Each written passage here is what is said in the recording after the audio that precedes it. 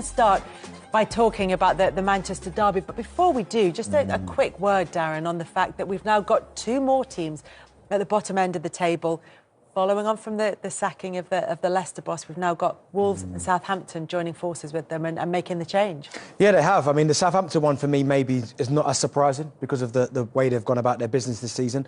The Wolves one did a little bit because I almost felt like they turned the corner. When they went to Fulham and beat them 4-1, I thought, OK, right, this will be Wolves now. They'll get themselves out of the relegation zone, and they've almost gone back to how they were at the start of the season. So that one there, I feel a bit for Gary O'Neill. I thought he did a good job down there. I thought it was unfortunate the way he kind of was ousted at Bournemouth, went to Wolves. I thought he did a good job. So that one maybe comes as a little bit more of a surprise, but either way, when you look at where they both are, bottom two at the bottom of the Premier League, Wolves, 40 goals conceded. You're never, ever going to survive any Premier League seasons conceding 40 goals at this stage so far at the season. So, as I said, yeah, I was more surprised about the Gary O'Neill one, but the Southampton one, to me, no surprise whatsoever. As I say, we'll come back to that and we'll look at the decisions in detail a bit later on. Should start with you on the Manchester derby. Man United are back, Leanne. They're back. I just read a newspaper. No, we're not back. Good times are rolling. That did feel good yesterday. I mean, let's be honest, the Manchester derby wasn't the most exhilarating, thrilling game.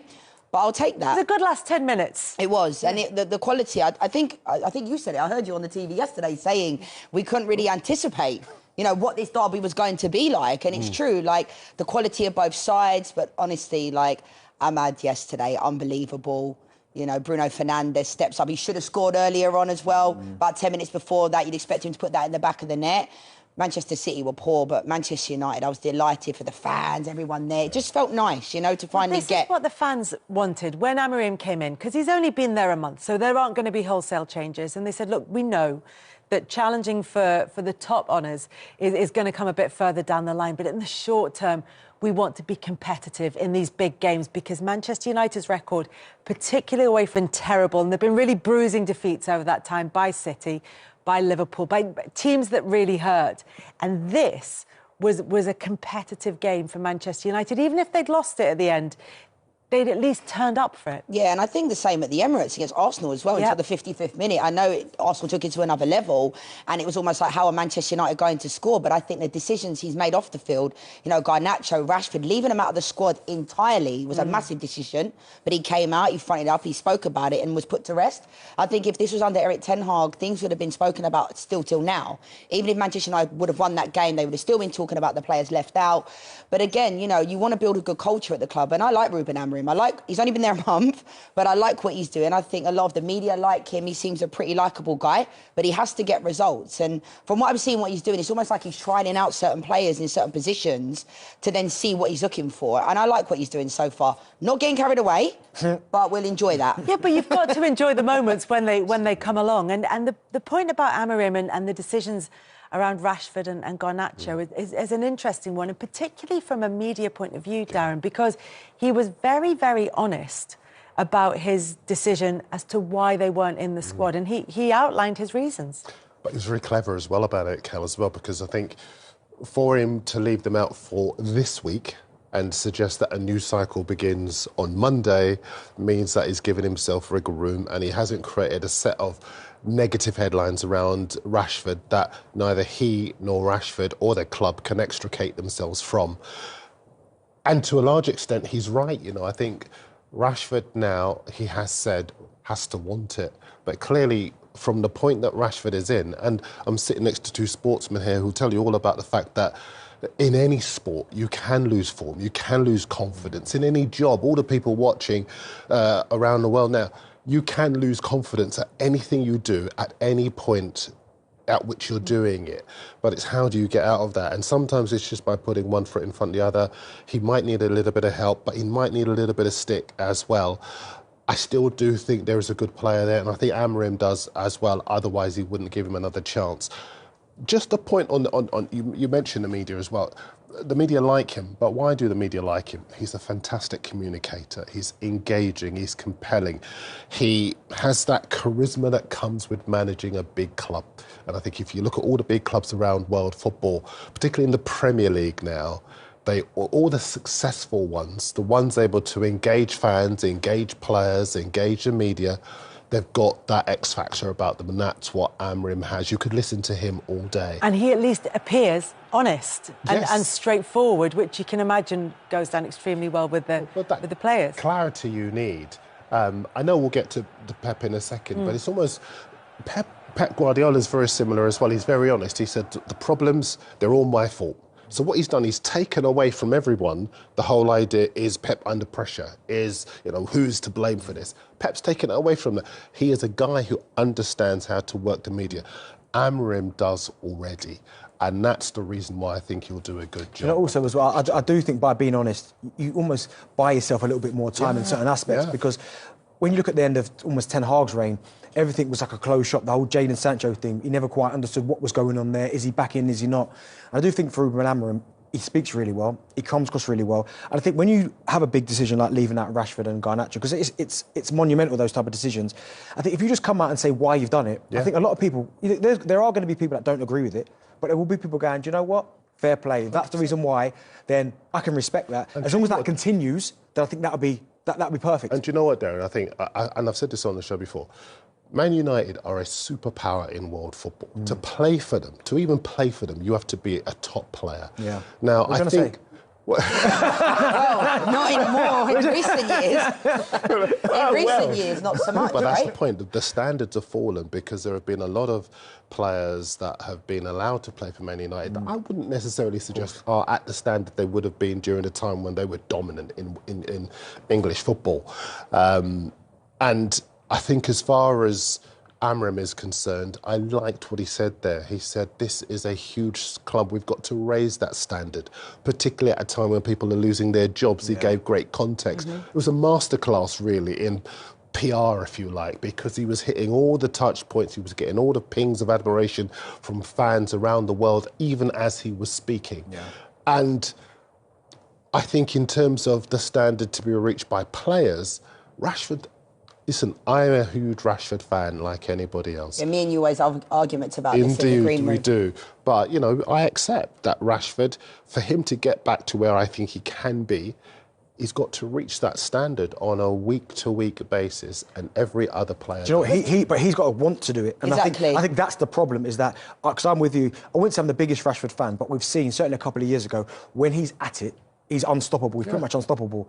But I think his body language in recent times tells me he's not someone that's desperate to get back to that level. But he's playing like three good games a season, though. But you there's two, a player right? in You there. two, you're both footballers, right? So, because I see it all everywhere. But I see it all the time. And you know what it's like when you're in a run of form.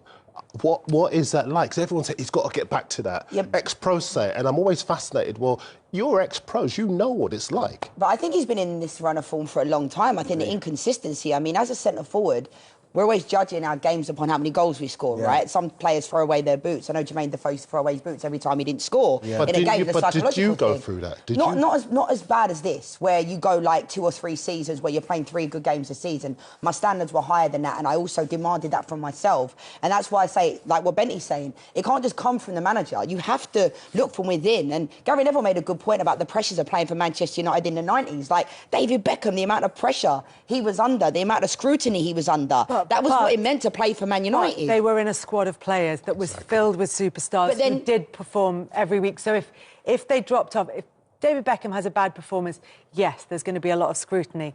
But there are enough players around him that it's not going to have the same... I'm not saying one's better or harder or easier than the other.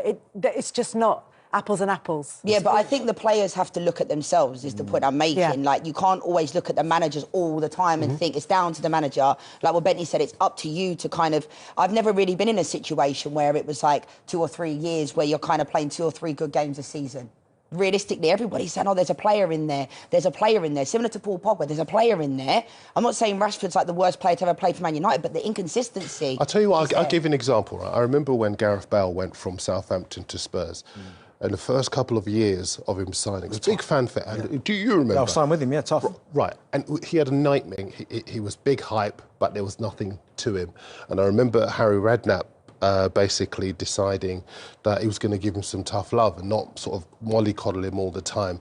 and exploded into becoming a superstar. I remember being at the very first game, even at the Inter Milan game, where he was sensational for Spurs. And it was a really good example of how a sportsman can explode out of a real rut that lasted around about 3 years. But there was a player there, and I think that we're just in a less patient environment at the moment. Do you know what I found almost the most telling thing? And he didn't specify as to whether this was Rashford or Garnacho, because he talked about them both together, Again, which I thought was very clever, Mm. because he didn't single somebody out. Yep. But one of the things he looked at were performances in training, which is what he reiterated after the game as well. But before the match as well, he said one of the things he'd been looking at was the way they interacted with the other players at the training ground. And I found that very interesting, because I think you can look at performance and say, do you know what, you're not reaching your levels this week, so you're not in the squad. But to look at the communication and the interaction, that I found fascinating. Do you know what? He's almost, without saying it, I wouldn't say he's attacking someone's character, but basically he's saying he doesn't like the influence that one of these two players have got on other players, and that could be one of the worst things in a dressing room. When you allow one player or two players to affect other players, like Ahmed at the minute is absolutely flying, but he's a young kid, so he can be easily influenced by someone like a Rashford who's 27 years old, who's almost a senior player now. So the fact that he came out and addressed that straight away, that should almost all of a sudden make everyone else in that dressing room go, do you know what? Even if they're letting their standards drop, we can't do it, because look what's happened to those two. If that can happen to Marcus, who's seen as the shining light for Manchester United, at one stage we all thought at some point he might even captain Manchester United at one point. If you could allow him to do that and leave him out the squad, then what does that say about us? So I think, again, from Ruben Amorim, I think it was so clever and so positive by him saying that, because even Garnacho might think, well, I've done really well for Manchester United up to this point, but I'm not a superstar yet. If he could just leave me out the squad and allow other players to come in and play, I need to buck my ideas up. So I'm really fascinated to see how you get past this and what happens next. Because if they're left out again of the squad, then it's like, OK, It's let's not another this. standard that I but don't think's also- been at Man United for a number of years, though. But also, is it a good thing or a bad thing to be included in the League Cup squad for the quarter-final against Tottenham and maybe miss out on the game against Villa at the weekend? Or will they think, well, you know, we're going to wait you out for this one because we're putting you back into the Premier League match? I don't know. Perhaps Manchester United will feel that they're not Rashford aiming already for, they posted don't have about targets in the league, so the cup is the bigger game. But again, that's going to come down to Well, if I'm Rashford, I'm thinking, do you know what, or Garnacho, put me in that team in the League Cup, because I'm going to show everyone else and the manager that it was wrong to leave me out. Because if Rashford plays in the week and scores a hat-trick, everyone go, that's the reaction we wanted. Yep. But if he plays against Tottenham in the League Cup and walks around, doesn't do anything, then every single person, not just Manchester United fans, football fans will go, see, Ruben Amorim was right to leave him out, because look at his body language again. And I think Manchester United have been calling out and crying out for this for years. The culture at the club has been really poor, whether that be off the field, on the field. A lot of players looking like they don't want to be there, and it's been something that's been spoken about. Ruben Amorim has done something that Sir Alex Ferguson did before. It doesn't matter who you are. You know, he did it with Yapstam, Roy Keane, David Beckham. It didn't matter. Even Van Nistelrooy in the end. You know, it doesn't matter who you are. You have to do what I'm asking of you. You know, it's not about his way or the highway. I don't get that feeling from Ruben Amorim, because I play for coaches like that. You have to do everything they're asking of you down to a T. I think there's wiggle room with Ruben Amorim. Look at Ahmad.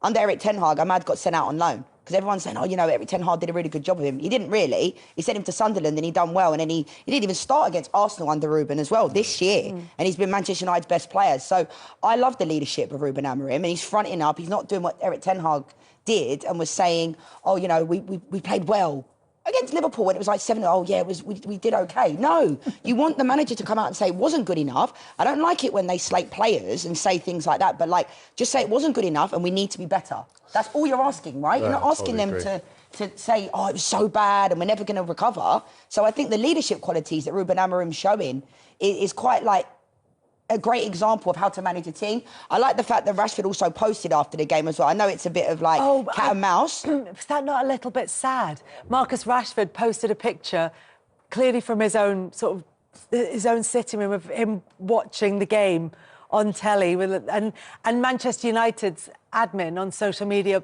sent him back a little red heart, and it was just, I thought it was quite sad for somebody who's grown up as a Man United supporter and been a kid at the academy and gets dropped and left out of the squad in such a public way. And it is always a big story. And yes, he's one of the highest paid players, or the second highest paid player, and should be the focus of everybody's scrutiny, because that's what comes with that still, it's quite...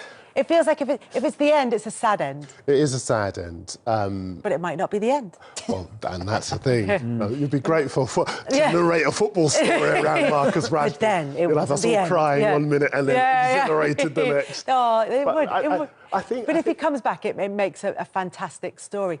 The question now, Darren, is does City come back? And how on earth does City come back? Because every time we think that they've...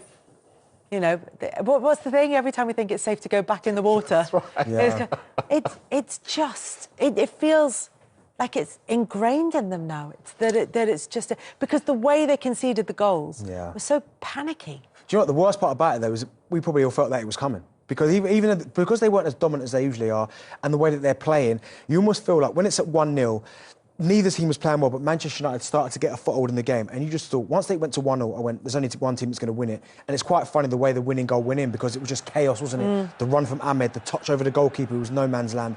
He manages to beat the goalkeeper and two players on the line, somehow manages to find the net. But it's a big job for Pep, and it's a huge job that I don't think any of us really know what's going to happen next. Because for himself personally, he's been one of the best managers the last 15, 20 years, that's just fact.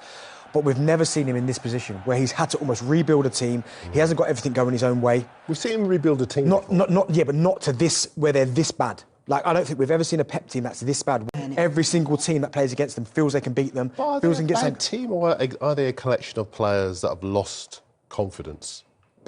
I think a bit of the both. I think you've got players that have lost confidence, but also at the minute, they're just a team at the minute that can't get after teams, haven't got the same energy, haven't got the same fear factor. I think you're seeing teams go up against them, and they're almost running over them. I mean, a friend of mine said even Kyle Walker was even diving's too slow. I love Kyle, but that was embarrassing. That was quite a moment. But it was almost symptomatic of where they are, needing to use that rather than their ability that they've managed to establish over a long period of time. I can't help feeling that if they were to go out and get two top midfielders in the mould of a Zubimendi, that we could see, even now, a spectacular...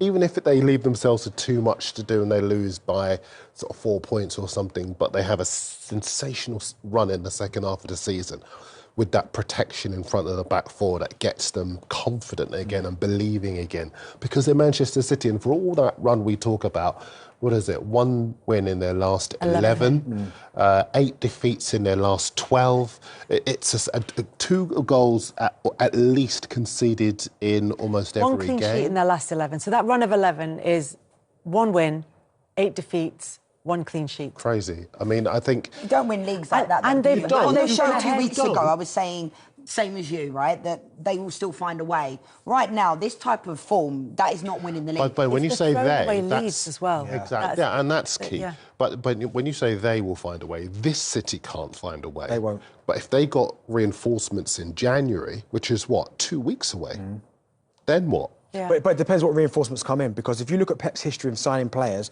like other than Haaland, who is ready to go, he is a world-class player, he's turned these players into world-class. So De Bruyne at Wolfsburg wasn't world-class, but turned him into world-class. Rodri, Grealish at Villa, good player, but he turned him into a spectacular. This might be the first window, I think, in January. I think people might pick you up on the Grealish one. He wasn't world-class until... I think Jack Grealish individually was better at Villa. Yeah, but not you wouldn't say he's world-class, though. I would. Not at Villa. At Villa, I would. Nah, see, I wouldn't. I'd say but it doesn't... But the phrase is whether or not he was better at Villa or better at Manchester City. I think he was better at Villa individually. And I'm not arguing, I'm just saying I think there is an argument to be made around him. And Leanne would make it. He was fantastic, but to say he's world-class, he wasn't one of the best players in the world at the time, but I think now in this window might be the time where Pep goes into the window and buys ready-made players. I remember you played with a guy called Lorik Sanar. Yeah. He was absolutely incredible, wasn't he? And I remember you raving about him at the time. And you bought him into January, if I remember right. No, bought him at the start of the season. Start of the season? Yeah. But he didn't get going until midway through. No, the first half of the season was incredible. January time, he fell off. Okay. Sorry. Forget that example.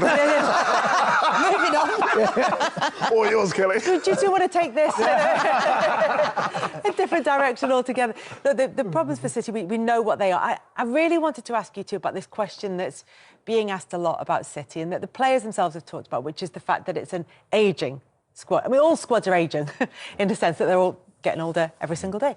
But as Kevin De Bruyne said before the game, they're only 6 months older than they were when they lifted, when they were coming towards the end of last season.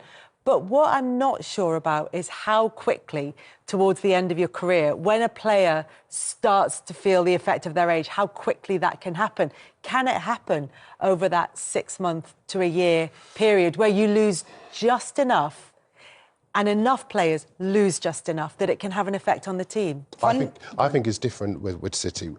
Chelsea were warriors deep into their 30s. Terry, Ivanovic, Lampard, Ballack, Cech. There were so many fantastic players in that squad, and their longevity was outstanding. Arsenal, when they won the title under Wenger, they were deep into their 30s. Defenders were 36, 37, I seem to remember. As far as City are concerned, I think it's less the age and more the fact that it might well be they've reached the end of the cycle. I mean, they're and the number of games. I think they've made the most changes to their starting 11, but used the second fewest players behind Newcastle. There's only 22 players, I think, that they've used in their squad, and that's lower than anyone bar Newcastle with 20, I think. Which means those players have played an average of 70-plus games this season. They've had so little break, turnaround. They've come back from winning trebles at title-winning level. That's and so the wheels will fall off at some point. That's what will happen. But I don't think we expected this decline in such a short space of time. To answer your question, though, I was talking to Wrighty the other week about this. Like, as a male player, like, when does this happen? He said sometimes just wake up and you don't have that half a yard. I mean, Benny, you could talk about this probably a little bit more, but like they just, like Cole Walker's half a yard's gone. And it just happens. It's not something... So when you were talking about that Chelsea team, they probably were quite fortunate that all those players seem to keep their speed of play and their pace. Because once it's gone, you can't... From my understanding, also, like Cole Walker's always been good 1v1. Now... Do you know what it is as well? It's also recovery time. Because there's no breaks now in football. You've got Premier League season, Champions League, which is now more games. You've got internationals now in the summer. There's so much football now that these guys in your mid-30s, it's just the recovery time's hard as well. And also, when you throw into the mix Pep as well and how intense he is in his training sessions, I can understand how quickly he can decline because there's no give anywhere. You can't go, do you know what? We'll give you 3 weeks off, you 4 weeks off. It's just relentless because... Take Rodri, for instance. He's so key for Manchester City. He's so key for Spain. Where is he supposed to get a rest? And he literally can't. Is that he was very vocal in highlighting that, and he's the one whose loss has led to everyone looking at Pep rather than the schedule and saying, this is the problem, and it's the other teams have the schedule, but I take your point. They're not playing at that intensity with that tighter squad of players that kind of have it, and obviously all playing at a high level internationally as well. Look, I suspect we'll be talking about City again, whether it's about their instant resurrection or whether it's about the continued sort of decline. We could say the decline of this Manchester City, or this incarnation of Manchester City. But for Manchester United, it was a big win. Ruben Amorim shows teeth as Manchester United boss with brutal Rashford call. Ruben Amorim is celebrating his biggest win since arriving at Manchester United with perhaps a hint of relief after making the most brutal call of his brief reign so far. The Portuguese dropped forwards Marcus Rashford and Alejandro Garnacho for selection reasons for Sunday's match at Manchester City, and his gamble paid off with a dramatic 2-1 win, thanks to late goals from Bruno Fernandes and Amad Diallo. Amorim has shown he is prepared to speak bluntly about the huge task facing him at a dysfunctional Old Trafford since he replaced the sacked Erik ten Hag last month. Now he has shown he is prepared to walk the walk as well as talk the talk as he battles to force through a cultural and tactical reboot at the club, who are 13th in the Premier League table.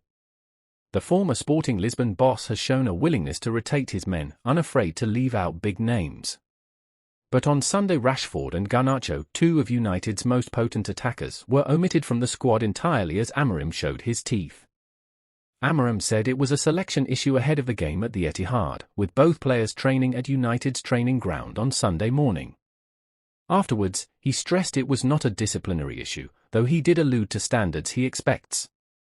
For me, what is important is the performance in training, the performance in game, the way you dress, the way you eat, the way you engage with teammates and push teammates, he said. Everything is important in our context, the beginning of something when we want to change a lot of things, when people in our club are losing their jobs. We have to put our standards really high, and for that they have to fight for their place in their team. Today we proved we can leave anybody out of the squad and you can manage to win if you play together.